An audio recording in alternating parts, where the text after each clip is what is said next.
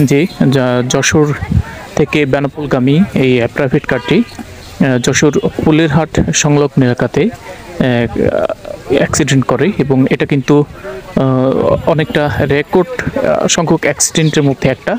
এ ধরনের বিভৎসময় অ্যাক্সিডেন্ট হয়তো বা আপনারা কমই দেখে থাকবেন, যেটা এখানে আপনারা দেখতে পাচ্ছেন। এটা যে স্পিডে আছে এবং গাড়ির যে অবস্থা, আপাত দৃষ্টিতে মনে হচ্ছে যে গাড়িটা মিনিমাম 150 থেকে 200 স্পিডে চলছিল, সে রানিং অবস্থায় ছিল। আর এই রানিং অবস্থায় থেকে কিন্তু গাড়িটি চরমভাবে বিপর্যস্ত হয়ে যায়, অ্যাক্সিডেন্ট করে। জায়গাতেই দুজনেই কিন্তু নিহত হন, গাড়ি চালক সহ। কিন্তু আমরা যতটুকু জেনেছি যে গাড়ির ড্রাইভার হিসেবে মহিলা ড্রাইভ করছিল, যতটুকু শুনতে পেরেছি স্থানীয়দের কাছ থেকে। তো এই ছিল ফুলেরহাটের সর্বশেষ অবস্থা।